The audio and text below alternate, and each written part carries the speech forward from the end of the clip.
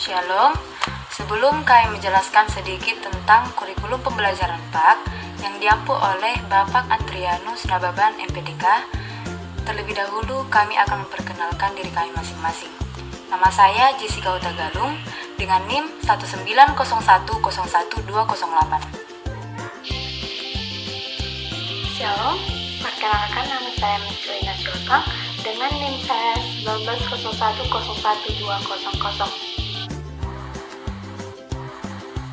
Shalom, perkenalkan nama saya Ernina Nababan dengan NIM 190101182. Shalom, perkenalkan nama saya Riyama Maritosi Morangkir dengan NIM 190101194. Shalom, perkenalkan nama saya Desi H. Sihombing, NIM 190101188. Shalom, perkenalkan nama saya Putri Damiru Sitorus dengan NIM 190101215. Tujuan dari pembuatan video ini adalah untuk memenuhi mata kuliah dari pengembangan kurikulum yang diampu oleh Bapak Adrianus Nababan.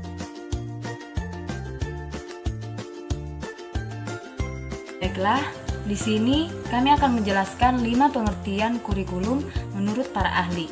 Yang pertama, menurut Profesor Dr. Henry Guntur Tarigan, kurikulum ialah suatu formalitas pedagogis yang termasuk paling utama dan terpenting dalam suatu proses belajar mengajar.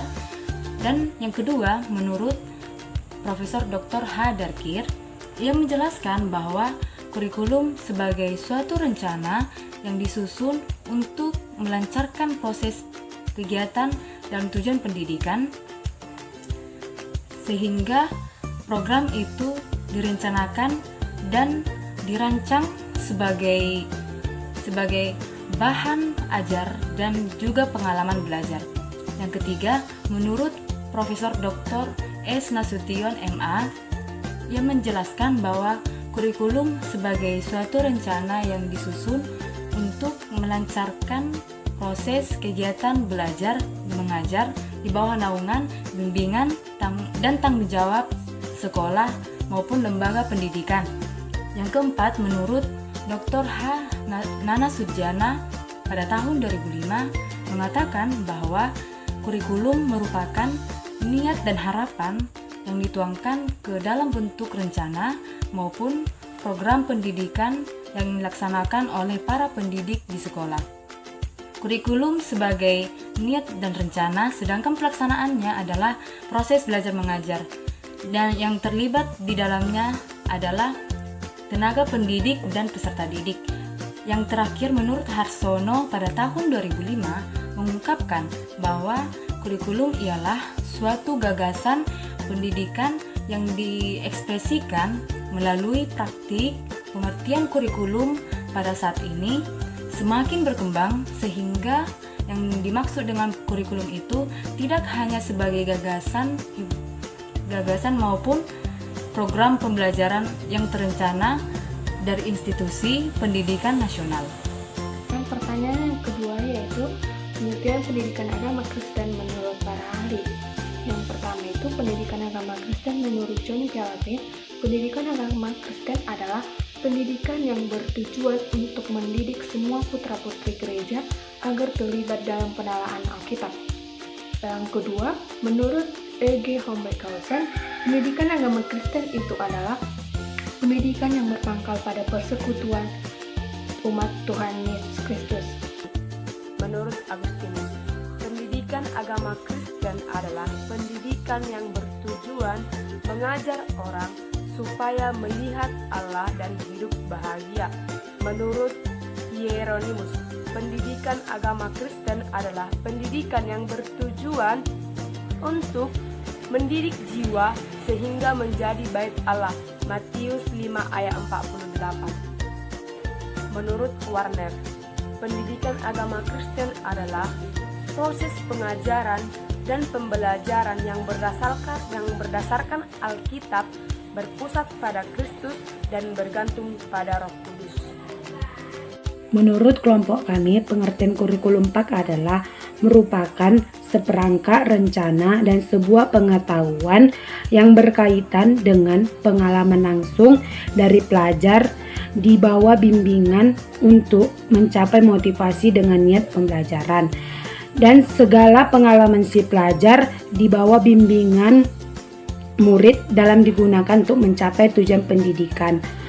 Dan kurikulum PAK juga suatu bahan yang digunakan dalam pendidikan agama Kristen untuk membawa setiap orang atau membawa peserta didik untuk lebih dekat dan mengenal Tuhan Yesus Kristus sebagai Allah pengasih yang ada di dunia ini. Tujuan PAK bagi sekolah, keluarga, dan masyarakat. Tujuan PAK bagi keluarga adalah untuk mengajarkan tentang hubungan manusia dengan Tuhan serta ciptaannya di tengah-tengah keluarga. PAK dalam keluarga sangat penting diterapkan oleh orang tua di zaman sekarang ini. Salah satu peran yang dilakukan oleh orang tua adalah untuk mengeratkan hubungan antara ayah dan ibu dalam mendidik anak serta menciptakan keharmonisan di tengah-tengah keluarga tersebut.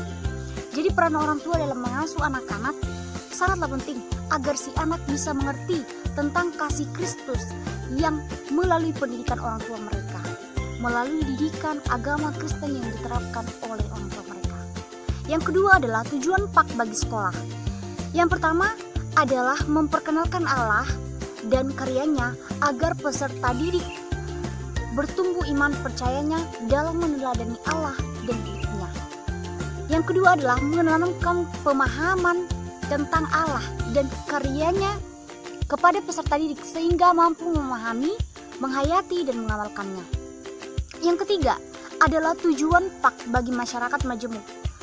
Tujuan PAK bagi masyarakat majemuk bukan hanya sekedar menjadikan tema sebagai kerajaan Allah, tetapi adalah untuk membimbing setiap orang untuk hidup dalam kerajaan Allah dalam kekinian bersama-sama dengan yang lainnya.